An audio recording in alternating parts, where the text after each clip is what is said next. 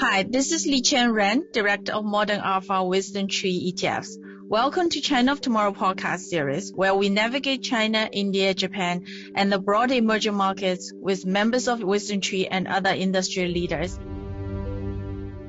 Hi, today is January 31st, 2025. Amazing, it's been 1 month into 2025 already. And also happy Chinese New Year. It was on Wednesday. Obviously, it's a regular working day for me, but we did have a great celebration with kids and friends and family virtually. Today, I'm going to talk a little bit about the DeepSeek phenomena and how it's related to Chinese equity, and also probably explain a little bit the city where DeepSeek is based on, and the landscape of China techs, where the innovations are coming from. First, I think pretty much everybody already heard about DeepSeek. It's a quantitative trading firm. They have stockpiled a lot of chips before 2019. They manage, they are a top quant trading private money management firm. And I think they have this extra computing power, and their team, the CEO and their team were also, graduates of China's top universities, and they trained AI, I think, model on a much lower cost. Obviously, whether it's 1/10 of the cost or 1/5, I think it's not completely clear, but I think generally people agree that it was at a lower cost, and particularly they were doing it in open source, and their reasoning model, which is also surprisingly good, which that did bring two implications for China tech. One is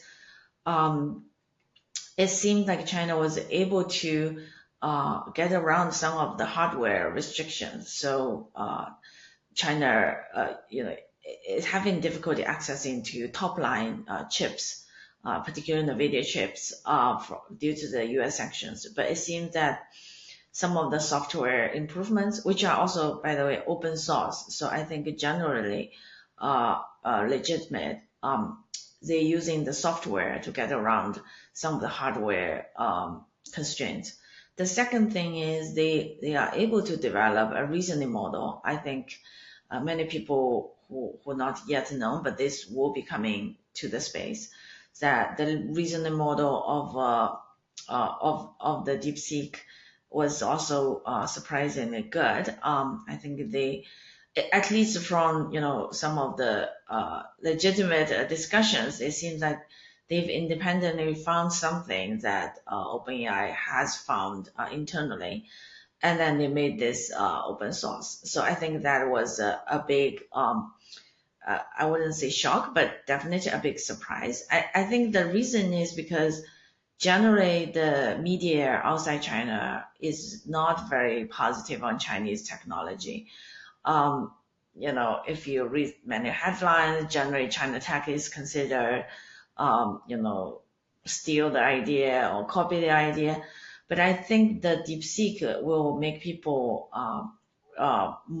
really think a little bit that some of the assessment, or at least some of the narrative about China tech is probably too media driven, that we in the US, we need to be very conscious of this progress China is making.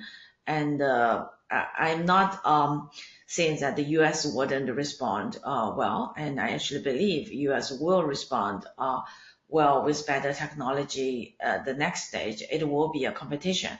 But I think it's very important for people to realize that China tech is not just stealing or copying ideas. They are making very good progress. So I think that hopefully people realize and make many of the things work. Get kids educated in the US, so to face the competition. I think another thing interesting about DeepSeek is that China has already demonstrated that it's pretty good in making applications, such as TikTok or Temu, which I think Americans are now familiar. But most of these were already tested and well run in China.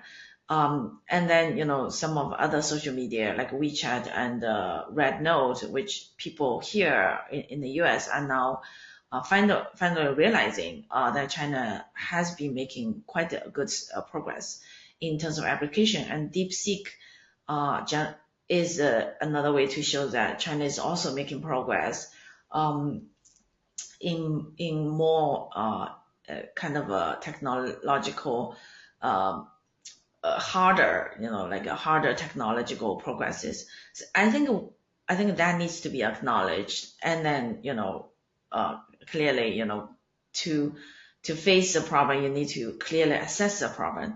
And I'm confident that U.S. AI industry will come up with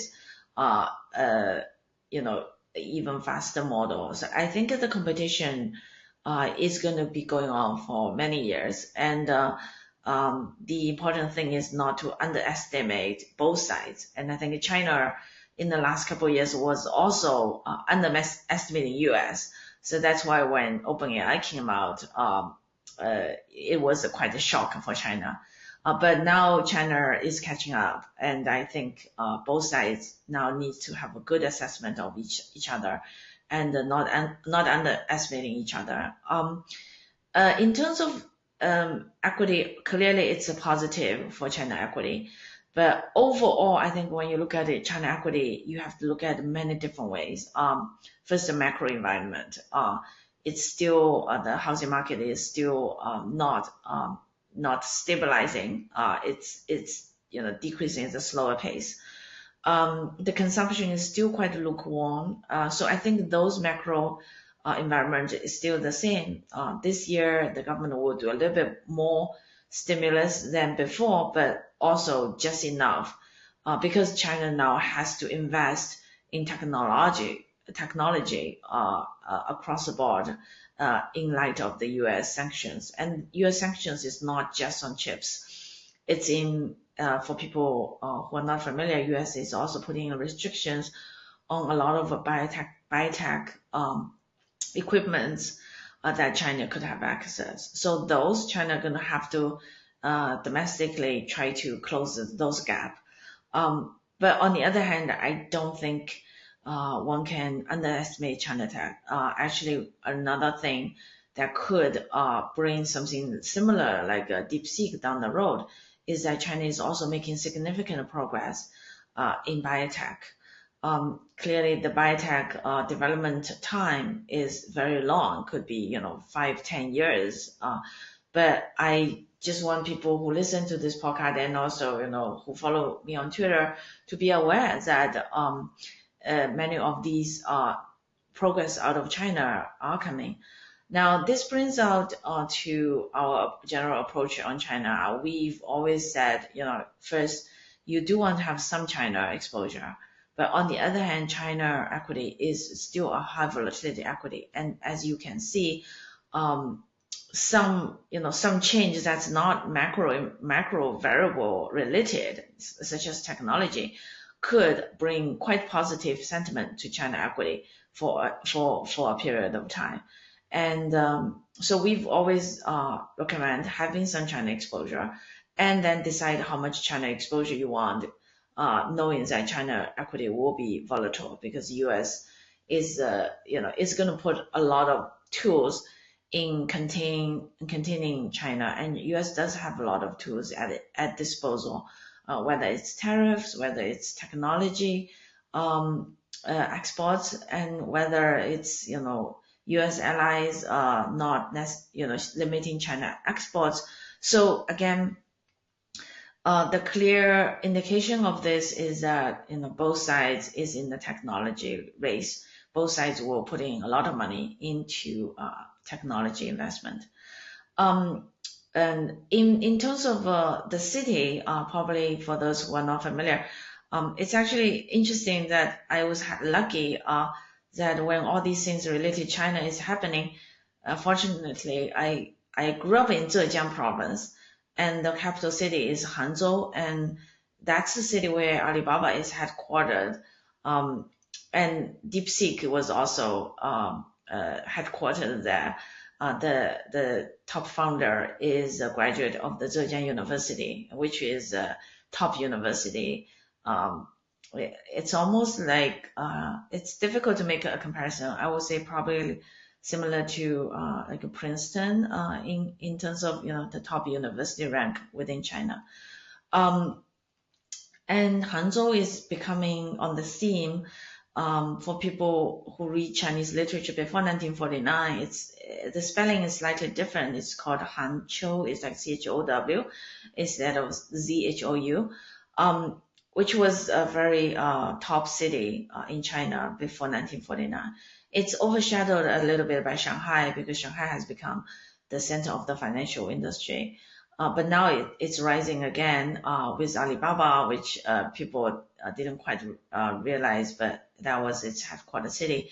And also the robotics dogs for some of the people, the companies that develop those robotics, Chinese robotics dogs, they also headquartered in Hangzhou. And there's also a lot of um, I would say hedge funds. A lot of hedge funds is actually based in Hangzhou instead of in Shanghai, because Hangzhou gave a lot of benefits in land to attract those businesses, and also biotech. Clearly, Shanghai is still very, very at the top of the top tier one city, Beijing and Shanghai. But in terms of innovation, I would say the two other cities, Hangzhou and Shenzhen, which is where Tencent is headquartered, which is right next to Hong Kong. I think these two cities are going to become more well-known outside China because a lot of these innovations are coming out of these two cities. So hopefully this is a good quick New Year summary, and we hope to continue to bring more of the analysis of what's happening in China. I think to have a good assessment of China, even though people may not like China politically, but because it is the biggest competitor for the US, it's very important to have a good assessment of your rivalry, right? So I think US will come out with more technology progress and better education for the kids, and probably a cross-board competition is going to be the scene in the next couple of years. Thank you. And again, we're very happy that we have a program continuing every 2 weeks, and please give us feedback. We will bring more, more materials that you are interested in. Thanks.